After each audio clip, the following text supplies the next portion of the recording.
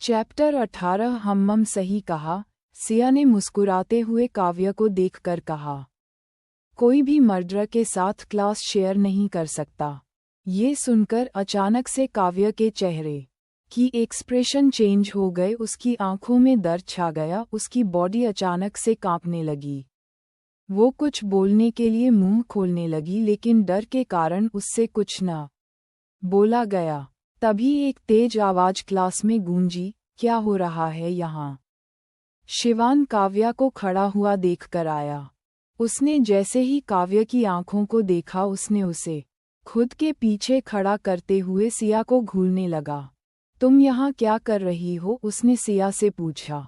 इससे पहले कि सिया कुछ जवाब दे पाती एक स्टूडेंट ने कहा, मिस्टर मल्होत्रा ये काव्या को बुली कर रही थी। अच्छा हुआ आप समय से आ गए, हम उससे साथ एक क्लास में नहीं पढ़ सकते। तभी दूसरा स्टूडेंट बोला, हाँ मिस्टर शिवा, क्या आप इस लड़की को स्कूल से निकलने के लिए हमारी तरफ से रिक्वेस्ट कर सकते हैं? शिवान तो पहले से ही सिया के साथ बाइसेड था और अब इतनी कंप्लेन सुनकर तो वो वैसे भी पीछे नहीं हटने वाला था। शिवान डिसपॉइंटमेंट के साथ सिया को देखने लगा। क्रूएल कैसे हो सकती हूँ, वह अभी अभी ठीक हुई है और तुमने उसे बोली करना फिर से स्टार्ट कर दिया। सिया अपने हाथों को बांधकर आराम से शिवान के और अदर स्टूडेंट के ब्लेम को सुन रही थी। सिया एक नज़र गुस्से में खड़े वाहन बाकी स्टूडेंट और शिवा को देखते हुए बड़े ही शांत आवाज में कहा, मिस्टर शिवान थोड़ा तो लॉजिकल बनिए। मैं यहाँ चुपचाप बैठी थी, ये आए और सबके सामने परफेक्ट विक्टिम का प्ले किया और आप कहते हैं मैंने इसे बुली किया। अच्छा तो ज़रा बताइए मैंने इसके साथ एग्जैक्टली क्या किया? ये कहते हुए उसने एक नज़र वहाँ खड़ी स्टूडेंट की भीड़ पर डाली। क्या मैंने इसे धक्का दिया या मारा, या मैंने इसे किसी गलत नाम से बुलाया? ये सुनकर पूरी क्लास शांत हो गई। सब थोड़ी देर पहले का सोचने लगे। ऐसा तो कुछ भी नहीं हुआ था। उन्होंने तो केवल काव्या की आंखों में आंसू देखे थे और सिया को ब्लेम दे दिया क्योंकि उसका एक क्रिमिनल रिकॉर्ड है।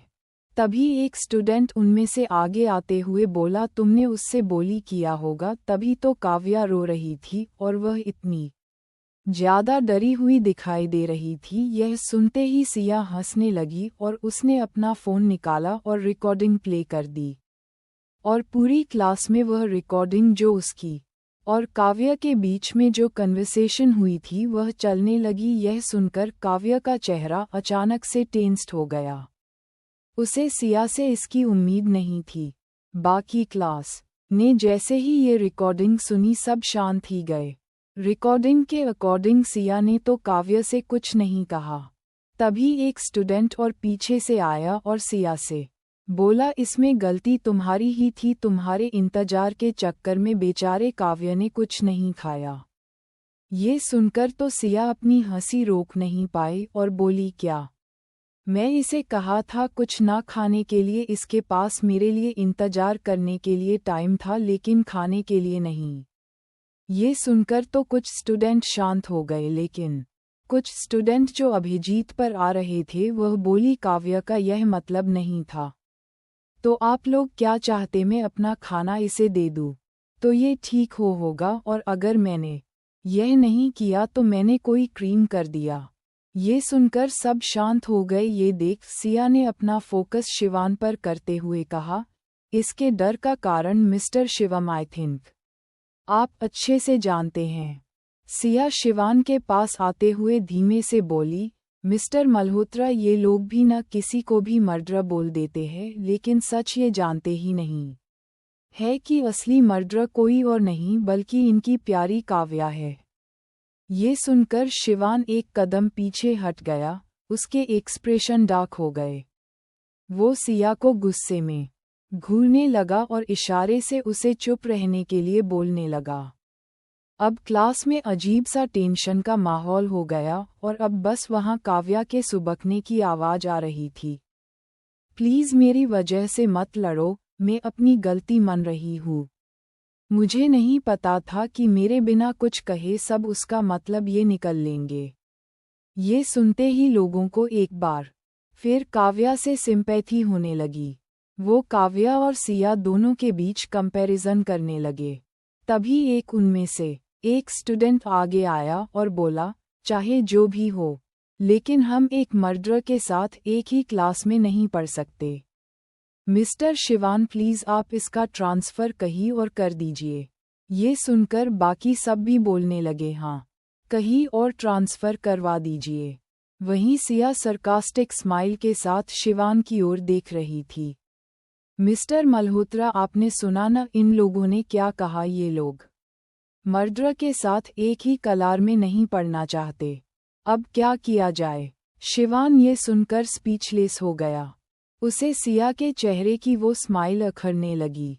वो दोनों ही जानते थे असली मर्डर कौन है। सिया कुछ बोल न दे इस डर से शिवान बोला, सिया चलो मैं तुम्हें तुम्हारी पहले वाली क्लास में ट्रांसफ़र करवा देता हूँ। शायद कि ब्रांच तुम्हारे लिए सही नहीं है।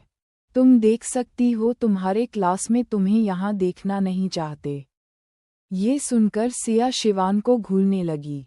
ओह, तो ये लोग फिर एक बार मुझसे मेरे सपने छीन लेंगे। कैसी फैमिली है ये, कैसा गिल्ट है इनको, सब के सब झूठे हैं। क्या इन्हें लगता है मैं अब पहले वाली सिया हूँ जो इनकी बातों में आ जाऊंगी? सिया कुछ बोलने वाली थी तभी पीछे से एक और आवाज़ आई, इसे क्यों ट्रांसफ़र करवाना है? अगर ये लोग एक साथ एक क्लास में नहीं पढ़ना चाहते तो ये लोग अपना ट्रांसफ़र करवा सकते हैं। सिया ने जब इस आवाज़ की ओर देखा तो लेक्चर हॉल के दरवाजे पर राघव खड़ा ये सब बोल रहा था। उसने तो उसे अब तक नोटिस ही नहीं किया था, न जाने कब से वो वहाँ खड़ा होगा और क्या क्या सुना होगा। राघव शिवम को घृणा भरी नज़रों से देख रहा था। मिस्टर शिवान, आपको नहीं लगता आप कुछ ज़्यादा ही इनजस्टिस करते हैं? अगर सिया को किसी और ब्रांच में ट्रांसफ़र कर दिया और वह वहाँ भी परेशान हुई तो क्या आप उसकी स्टडी बंद करा देंगे? ये सुनकर शिवान के चेहरे का रंग उड़ गया। पूरी क्लास के सामने उसे एम्ब्रेस फील हो रहा था। उसने तो ये सोचा ही नहीं था। उसने तो केवल काव्या पर ही ध्यान दिया था। उसने तो सिया से ये भी नहीं पूछा इस सिचुएशन में फॉल्ट किसका है। और लास्ट में वो भी उन लोगों की लिस्ट में शामिल हो गया जो उसे बुली करते हैं। उसने सिया को देखा लेकिन कुछ बोल नहीं पा रहा था। वही सिया ने शिवान को खुद की ओर देखता हुआ पाया तो अपनी नज़रें फेर ली। उससे मल्होत्रा फैमिली के मेंबर से कोई ज़्यादा खास उम्मीदें थी भी नहीं। मेरा मतलब ये नहीं था मिस्टर शेखावत, काव्य ने राघव की ओर देखकर जल्दी से कहा। शिवान केवल मेरी बहन का अच्छा ही सोच रहा था। वो तो काव्य अपनी बात पूरी भी नहीं कर पाई थी तभी राघव बाकी स्टूडेंट्स की ओर देखते हुए बोला, मुझे लगता है अब तुम सबको अब से लॉ की क्लास लेनी चाहिए, क्योंकि अब आप लोग कोर्टरूम में बैठे जज बन गए हैं जो किसी को मर्डर का टैग दे देते हैं। ये सुनकर पूरी क्लास शांत हो गई। अब किसी के पास कुछ भी नहीं था बोलने के लिए। राघव क्लास के अंदर आया। उसने अपने हाथ में पड़े हुए नोटिस बेंच पर रखे और एक हाथ टेबल पर मरते हुए कहा, ये लकी क्लास नहीं है। अगर आप लोगों को अपनी ब्रांच चेंज करनी है तो अभी जाए, मेरा टाइम वेस्ट मत कीजिए। जैसे ही राघव ने ये कहा, सिया के चेहरे पर एक छोटी सी स्माइल आ गई। लास्ट टाइम उसने उसका साथ जब दिया था जब संजय उसे परेशान कर रहा था, और आज भी उसने सिया को डिसपॉइंट नहीं किया था। लेकिन क्लास में अदर स्टूडेंट के एक्सप्रेशन देखकर ये जरूर जाहिर हो रहा था जैसे उन्होंने राघव का ये साइड पहली बार देखा हो।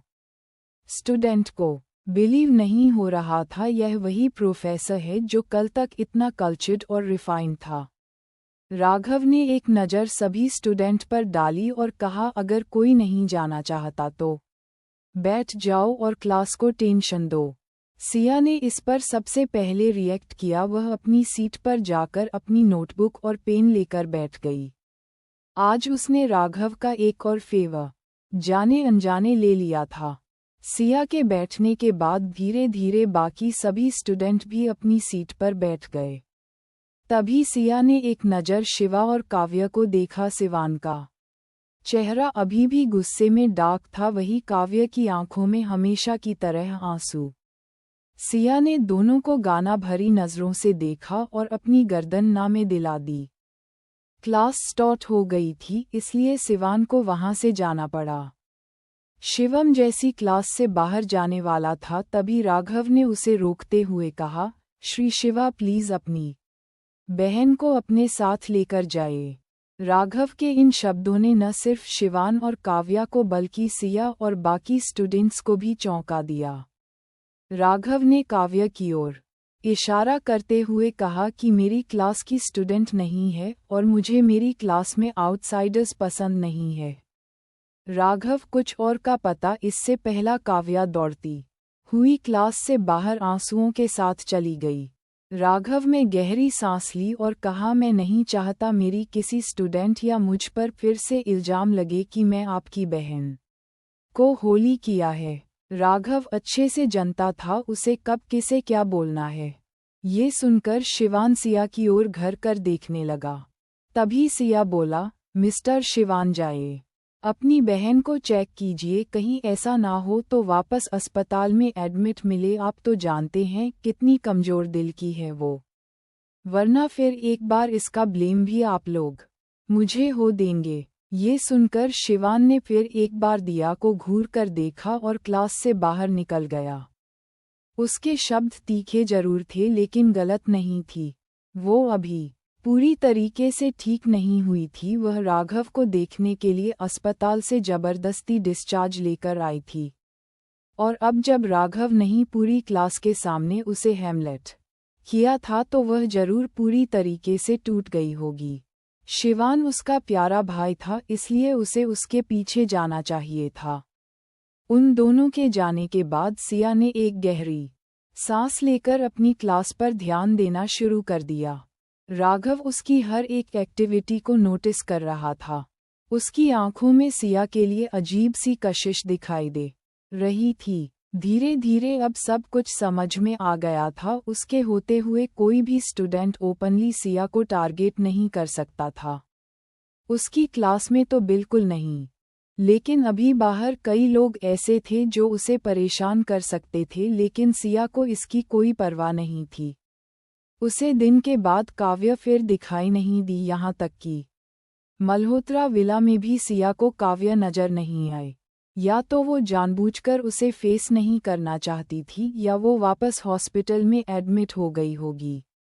पर सिया ने ये कभी जानने की कोशिश भी नहीं की।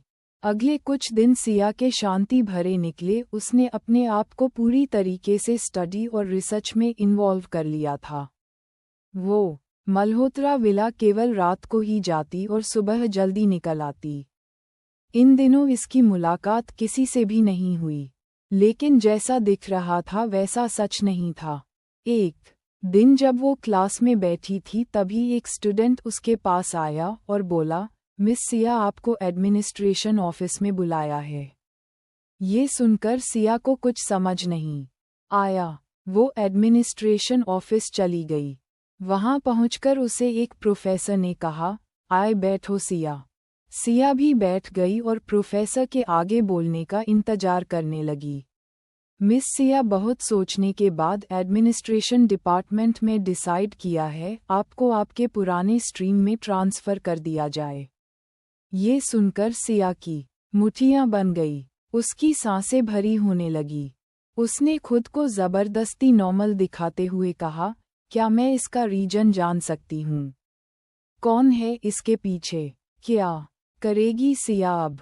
जानने के लिए सुनते रहिए मेरी कहानी का अगला एपिसोड और कमेंट करके बताइए मेरी स्टोरी आप लोगों को कैसी लगी। लाइक कीजिए, शेयर कीजिए, कमेंट कीजिए और सब्सक्राइब करना ना भूलिए।